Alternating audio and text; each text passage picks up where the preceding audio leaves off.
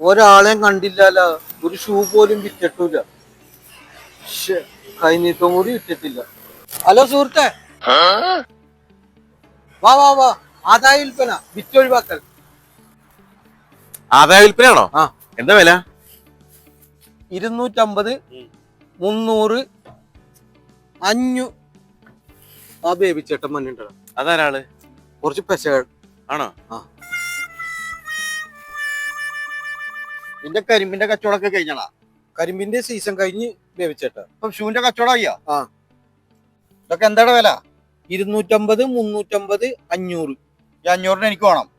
Baby ചേട്ടാ കൈനീട്ടം വിറ്റിട്ടില്ല. ഈ കൈനാട്ടം വിറ്റാലും വേണ്ടില്ല, വിറ്റിട്ടില്ലേലും വേണ്ടില്ല. ഈ 500 ഷൂ എനിക്ക് വേണം. അത് ഞാൻ എടുക്കുക. ബേബി ചേട്ടാ ഇത് വിറ്റിട്ട് വേണം അടുത്ത മാർക്കറ്റിൽ പോകാൻ. ഇത് ഞാൻ കൊണ്ടുപോവുക. തന്നോടല്ലട പറഞ്ഞ